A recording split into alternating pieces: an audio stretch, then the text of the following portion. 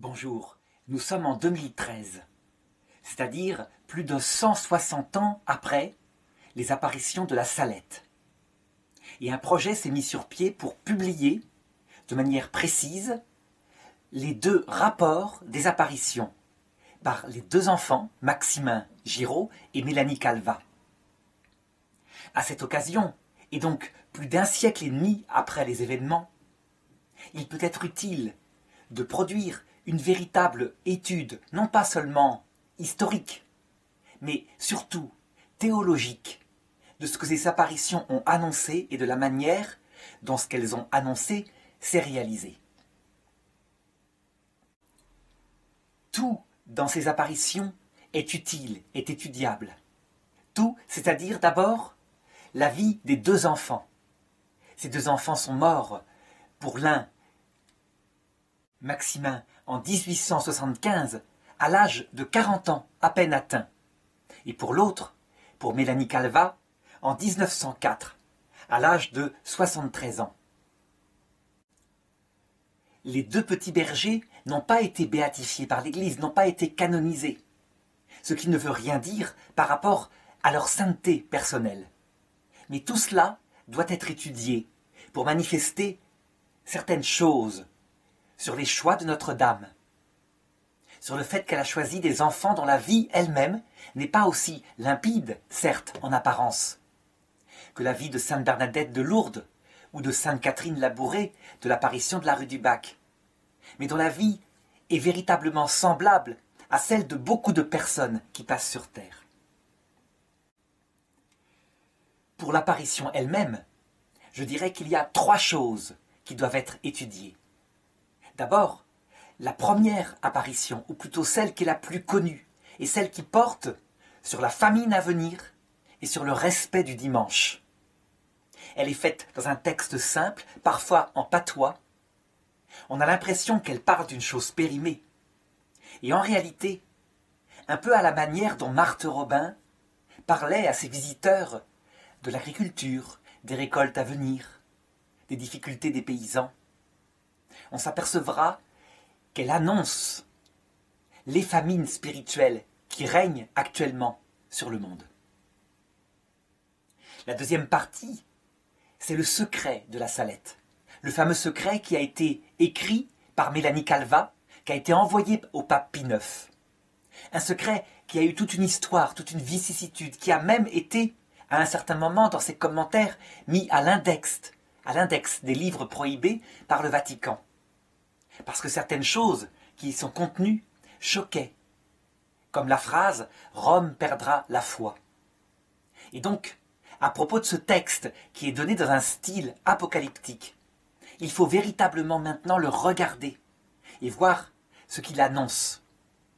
Nous verrons que c'est un secret qui parle de choses qui ont référence avec la fin du monde.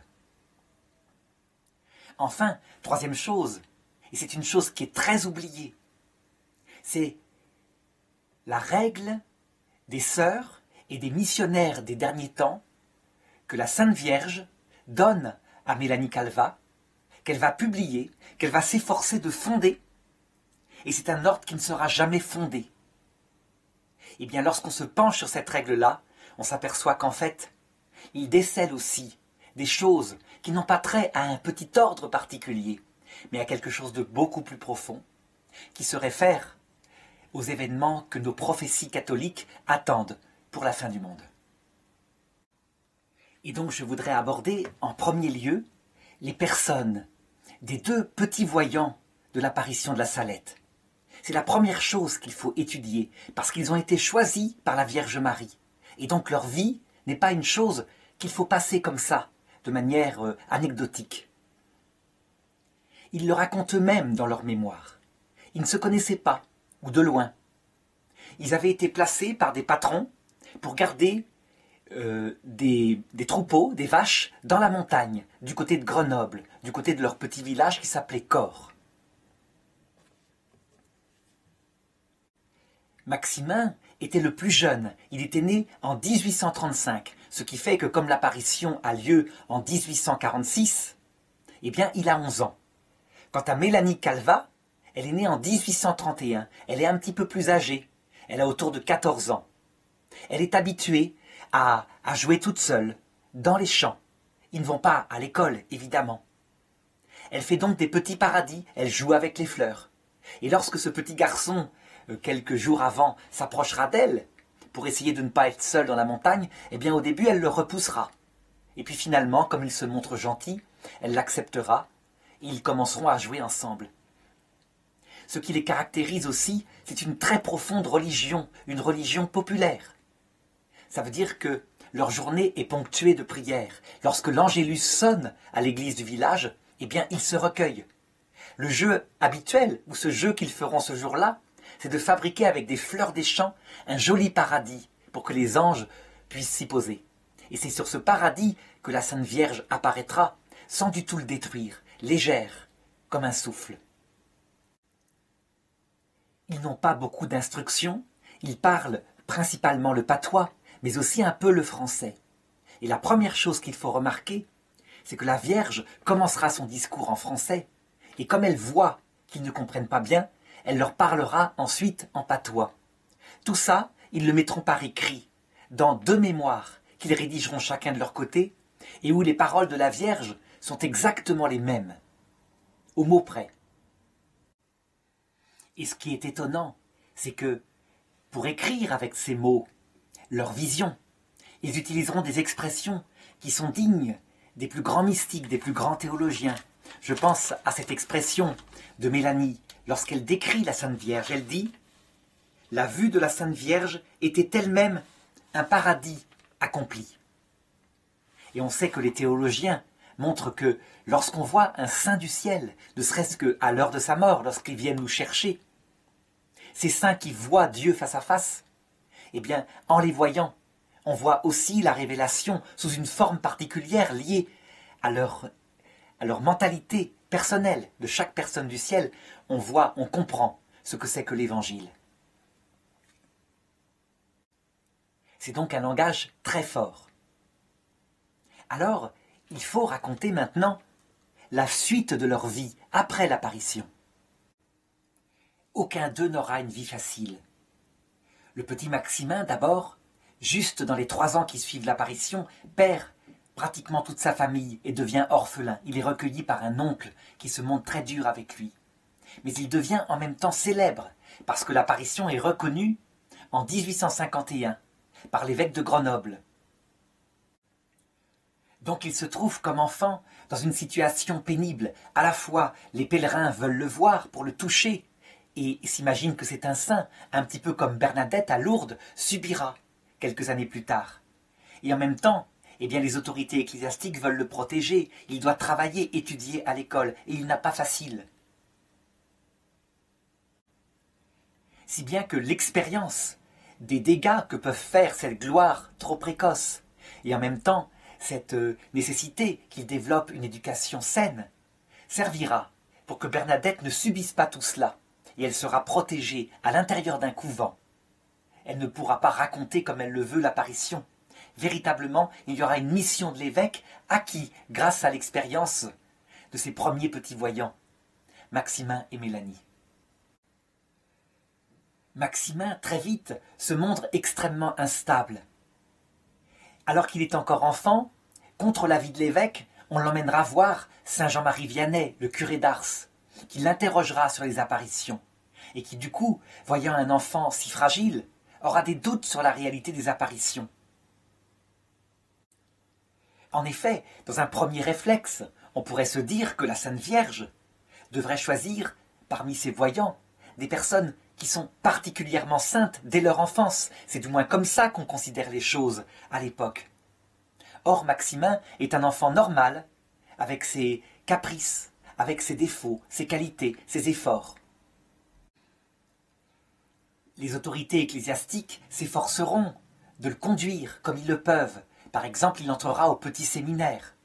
Puis, il essaiera quelques formes de vie religieuse. Et il sera manifestement instable. Il quittera tout ce qu'il entreprendra.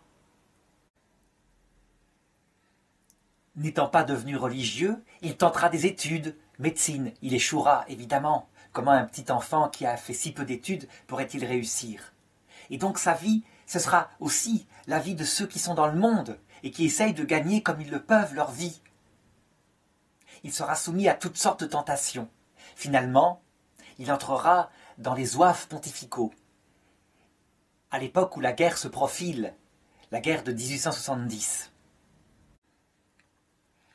Devant un destin si fragile, un journal parisien, appelé La Vie parisienne, écrira un article sur lui, un article qu'il lira et qui le scandalisera profondément. Il y est raconté, par exemple, que lorsqu'un jour on veut l'amener devant une statue qui représente la Sainte Vierge avec les deux enfants de la Salette qui sont à ses pieds, il se tord les côtes de rire devant la bêtise d'une telle représentation, comme si l'apparition de la Salette était une fausseté.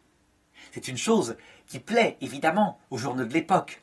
Si on peut prendre l'Église en flagrant délit d'une erreur aussi grossière, d'avoir reconnu un fait d'apparition, alors que c'était une pure invention des enfants, les journaux se gaussent.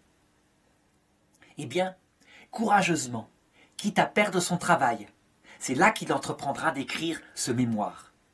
Et qu'il racontera l'apparition en disant qu'il a vraiment vu la Sainte Vierge, que jusqu'à la fin de sa vie, il proclamera qu'il l'a vue. Il termine d'ailleurs son mémoire par les mots suivants. « Je crois fermement, même s'il fallait verser mon sang, à la célèbre apparition de la très sainte Vierge sur la montagne de la Salette, le 19 septembre 1846. Apparition que j'ai défendue par mes paroles et par ma souffrance.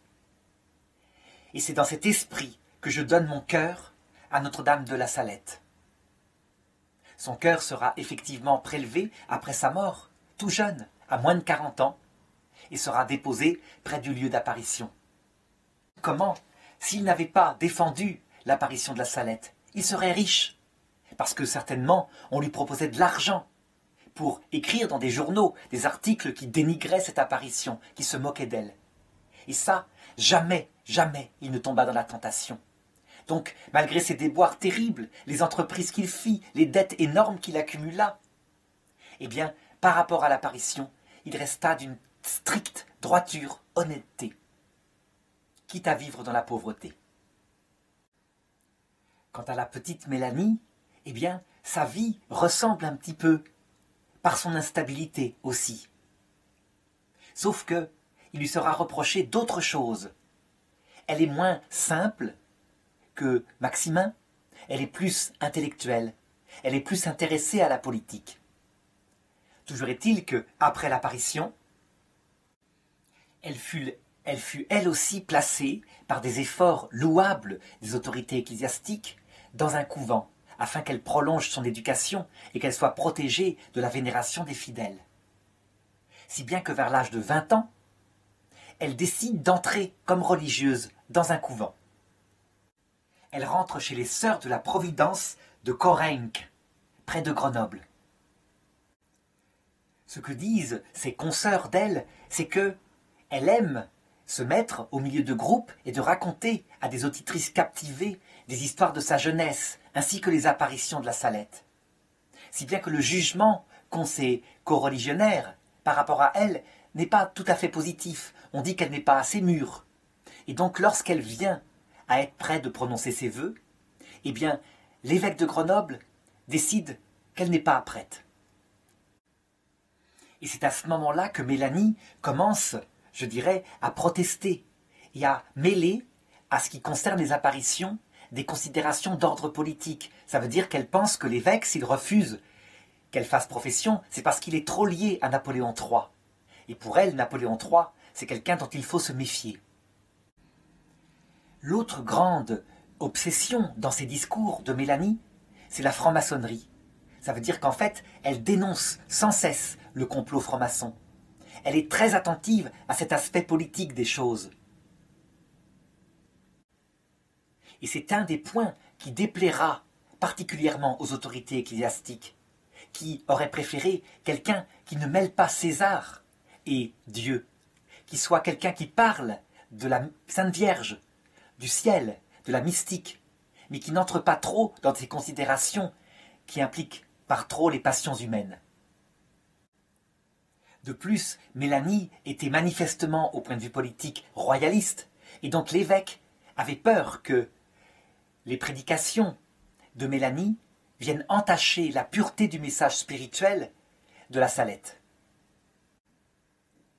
Elle entre à un certain moment donné chez les sœurs de la Charité, qui sont dévouées à un service des pauvres, ce sont les sœurs de Saint Vincent de Paul, et là, elle sera prise par des tâches matérielles, ce qui la détournera un petit peu de ses considérations politiques. Ensuite, elle fera une tentative dans un Carmel, où elle sera cloîtrée un certain temps, ce qui plaît beaucoup à l'évêque, parce que du coup, elle ne peut plus aborder ces sujets qui font sa passion. Mais en 1860, manifestement, cette forme de vie l'oppresse, et elle reçoit du pape l'autorisation de sortir du Carmel au-delà des vœux qu'elle avait prononcés. Il y aura encore plusieurs autres tentatives de vie religieuse qui à chaque fois seront un échec. Finalement, à partir de 1867, elle séjournera en Italie auprès d'un évêque. Elle y restera 17 ans et c'est là qu'elle mettra par écrit l'ordre des petites sœurs et des frères missionnaires des derniers temps, dont nous parlerons à la fin de cette vidéo. Lorsque l'évêque de Grenoble, à cette époque, décide de fonder lui-même un ordre religieux de la Salette, qui s'occupera des apparitions, d'accueillir les pèlerins, etc., eh bien, elle fera savoir haut et fort qu'il faut que cet ordre fonctionne selon les règles que la Sainte Vierge lui a données et qu'elle a mises à écrit, que leur habit doit correspondre à ce que la Sainte Vierge a donné. Si bien qu'il y aura de nouveau un conflit d'autorité. Gênée, Mélanie sera mise de côté, à part, éloignée de l'apparition de la Salette. Mélanie avait donné son secret dès le début de l'apparition, lors de la reconnaissance, de l'enquête en reconnaissance au Saint-Père Pie IX. En 1873, elle le remettra par écrit en Italie, avec l'imprimatur d'un cardinal, le cardinal Sforza, qui est archevêque de Naples. Suite à cette publication, il y aura une grande dispute historique pour savoir si elle n'a pas ajouté des choses, par exemple en politique, liées à ses obsessions, ou si c'est le vrai texte du secret tel qu'il avait été donné au pape Pie IX plusieurs années auparavant. Et cette controverse n'est pas encore terminée. C'est ce qui explique que lorsqu'on va à la Salette et qu'on parle aux frères de la Salette qui tiennent encore le lieu de pèlerinage du secret de la Salette, eh bien, ils passent par-dessus. Ils ne savent pas se prononcer. Ils ont un silence parfois gêné. Les choses, à propos de la publication de Mélanie, iront même très loin, au point que le Saint-Office, après l'appel et la plainte en 1880 de l'évêque de Troyes, finira par mettre ce livre à l'index et à demander que tous les exemplaires qui sont aux mains de certains fidèles soient retirés et soient détruits. Ce qui gêne, encore une fois, c'est la présence d'aspects politiques, avec des hommes politiques, dont Napoléon III, qui sont explicitement cités dans le secret de la Salette. Et donc les autorités ecclésiastiques sont gênées et ont peur qu'on ne mêle, à cause de la prédication de Mélanie, des aspects terrestres et politiques à des aspects spirituels, hautement mystiques, dans l'apparition telle qu'elle est reconnue à la Salette. Tous ces déboires feront beaucoup souffrir Mélanie, évidemment, et ça jettera aussi un grand trouble sur l'apparition de la Salette, et certains se demanderont si par hasard la reconnaissance de l'évêque de Grenoble n'était pas une erreur, et si l'apparition était réelle. Eh bien, l'Église se prononcera là-dessus, et dira véritablement, en 1906, que l'apparition de la Salette est toujours reconnue, mais que l'interdit porte juste sur des publications plus tardives, celle par exemple de 1872, 1873, où il est dit que Rome perdrait la foi et deviendrait le siège de l'Antéchrist. Et donc, les choses ne s'arrangèrent pas. La question qui se posait, c'était: est-ce que donc Mélanie aurait ajouté des choses au secret? Est-ce qu'elle y aurait ajouté des points liés à sa politique? Eh bien, le pape Benoît XV, il tranchera par rapport à cela. Et il dira ceci, que tous les secrets de la Salette, dans leurs différentes versions, sont reconnus mais qu'il défend aux fidèles et aux clergés de les étudier ou de les discuter sans la permission de leur évêque. C'est un admoditum qui affirme en outre que l'interdiction de l'Église publiée sous Léon XIII garde sa forme contraignante. À savoir, il touche certains livres qui commentent les secrets de manière extrêmement politique, en faisant une attaque virulente contre des hommes politiques de cette époque-là. Pendant ce temps, Mélanie s'efforçait de tous les moyens possibles de créer l'ordre religieux dont elle avait reçu les règles par la Mère de Dieu. Et tous ses efforts furent vains. Elle n'aboutit à rien. Si bien que, au bout du compte, fatiguée par tous ces déboires et en même temps très combative, elle mourut. Elle mourut en 1904. Et autour d'elle, ceux qui la connaissaient disaient qu'elle était une grande sainte. Je pense en particulier au futur sainte Annibale Maria di Francia, qui mourut en 1927 et qui l'a connue bien et qui proclamait autour de lui qu'elle était véritablement une grande sainte, quelqu'un qui avait souffert toute sa vie, qui n'avait abouti à rien de réalisation terrestre, mais qui l'avait vécu avec une grande charité. Alors qu'est-ce qu'on peut dire de cela? On sait très bien que lorsqu'on est confronté à deux vies comme celle-là, si fragiles, si agitées, il peut y avoir deux regards. Si on est favorable à l'apparition de la Salette, on dira qu'en fait, c'est la vie qui les a persécutés. Ils ont vécu une vie douloureuse, mais que, en fait, ce qui compte, c'est la sainteté qu'ils mettaient à la vivre. Si on est défavorable à l'apparition de la Salette, on dira l'inverse. On dira, visiblement, l'apparition a mal choisi ses enfants, puisque leur vie est une vie qui ne peut pas être mise comme modèle. De fait, Mélanie Calvat et Maximin Giraud ne sont pas béatifiés ni canonisés, à la grande différence de Sainte Catherine Labouré et de Bernadette de Lourdes, qui ont eu des apparitions. On pense aussi que le petit Francisco Jacinta et bientôt Lucie à Fatima seront béatifiés et canonisés. Donc comment expliquer cette difficulté qui couvre la vie de ces deux enfants, la vie douloureuse de ces adultes? Eh bien, parce que l'apparition est reconnue, on sent bien qu'il faut regarder ça avec un regard positif. Et je dirais que la vie de Mélanie et de Maximin, elle révèle simplement ce passage de l'Évangile. Il est rapporté dans l'Évangile que Jésus se rendit auprès d'un de ses amis, appelé Lazare. Et les deux sœurs de cet ami, Marthe et Marie, le servaient. Marthe s'agitait dans tous les sens, pour mettre la table, pour mettre des fleurs, pour faire que le repas soit agréable. Et pendant ce temps, Marie, assise aux pieds de Jésus, l'écoutait en silence. À un moment donné, Marthe se révolta et dit à Jésus, « Mais Jésus, dis-lui à ma sœur de m'aider. Je suis là à m'agiter et je n'y arrive pas toute seule. » Et Jésus lui répondit, « Marthe, Marthe, tu t'agites et tu t'inquiètes dans bien des sens. Ta sœur a choisi la meilleure part, elle ne lui sera pas enlevée. » Je dirais donc que, en fait, si Sainte Catherine Labouré, Sainte Bernadette, bientôt la bienheureuse Lucie, Maximin, et les petits voyants de Fatima ont été béatifiés, c'est que tous ont eu la caractéristique de choisir une vie silencieuse, contemplative. Pour ce qui est de la petite voyante Sainte Catherine Labouré, c'était chez les Sœurs de la Charité, mais personne ne savait que c'était elle la voyante, si bien qu'elle ne parlait jamais des faits d'apparition. Si bien que leur vie, elle est limpide à l'extérieur. Tous les combats intérieurs qu'ils ont eus ne se voient pas.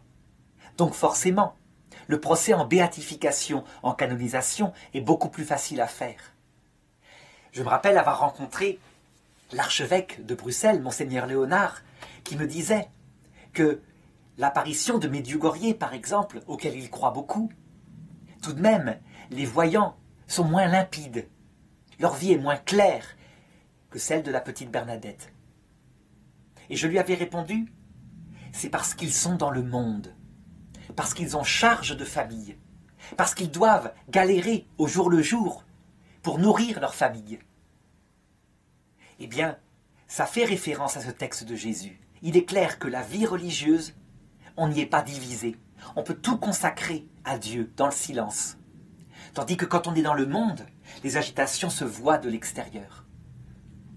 La réalité, c'est que lorsque nous serons au ciel, nous verrons que Sainte Bernadette a eu des combats terribles dans son âme, des combats spirituels, tandis que Maximin et Mélanie ont eu des combats terribles, mais à l'extérieur, dans le monde, dans la politique.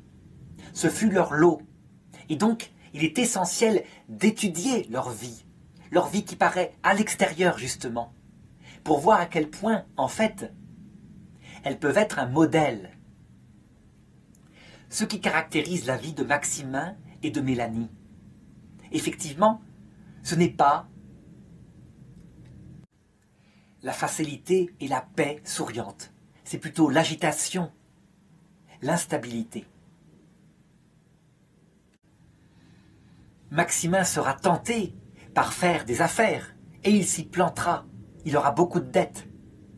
Mélanie, quant à elle, sa tentation principale, c'est le domaine de la politique. Elle y rentre dans les passions. Mais à chaque fois, malgré leurs déboires, ils sont fidèles à la Vierge qu'ils ont vue lorsqu'ils étaient enfants. Ils n'attendent qu'une chose, c'est de la revoir. En un sens, ils ressemblent fortement à la vie de nous qui sommes laïcs, qui ne sommes pas religieux, qui vivons dans le monde et qui sommes confrontés à cela. Je pourrais prendre une autre analogie qui permet de le comprendre. Bernadette, en ce qui la concernait, n'acceptait jamais d'argent lié aux apparitions.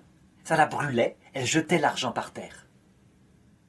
Elle rentra au couvent de Nevers et elle apprit douloureusement que parmi ses frères et ses sœurs, certains avaient ouvert des boutiques de souvenirs et vivaient de cela. Lorsqu'ils vinrent la visiter, elle leur fit gravement le reproche en disant « Comment pouvez-vous vous transformer en marchand du temple ?»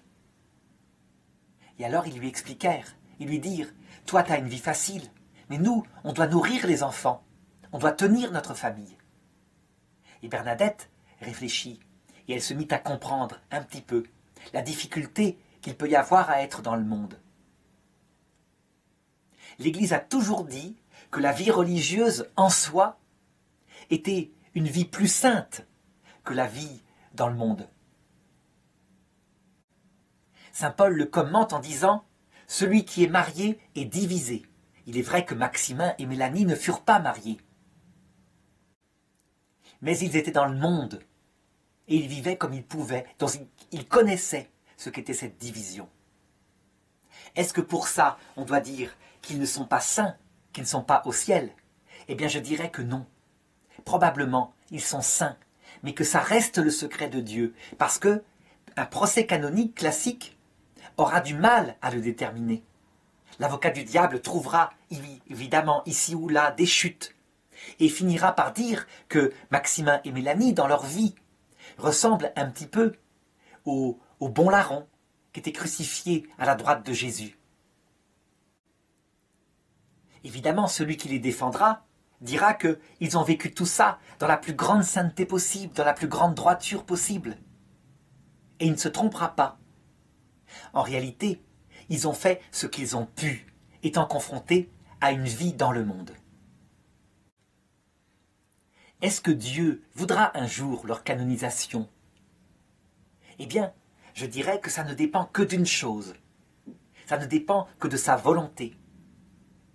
Au niveau de l'enquête canonique, qui se passe en 2 temps, on vérifie d'abord la qualité de l'enseignement donné par les 2 voyants. Et deuxièmement, on vérifie les fruits spirituels dans leur vie. Eh bien, les choses, comme je le disais, ne sont pas nettes. Les choses sont divisées. Certains sont pour, certains sont contre, selon qu'on aime ou qu'on n'aime pas Mélanie et Maximin. Mais le secret profond de leur cœur, la sainteté avec laquelle ils ont vécu, eh bien, elle est le secret de Dieu. Et si Dieu veut conclure en mettant sur les autels Mélanie et Maximin, eh bien, il fera les miracles nécessaires. Et l'Église, à ce moment-là, se penchera de nouveau sur leur cas, afin de donner à l'Église des modèles de vie dans l'adversité du monde, modèles si nécessaires à notre époque. On a déjà le bon larron. Le bon larron est un modèle qui est un peu comme nous, divisé, qui reconnaît qu'il a parfois cédé à la tentation. Mais il serait bien qu'un jour, on ait des saints canonisés qui soient des bons larrons modernes. Ça veut dire dont la vie n'est pas aussi claire, limpide, inaccessible que celle de ceux dont les combats sont uniquement intérieurs.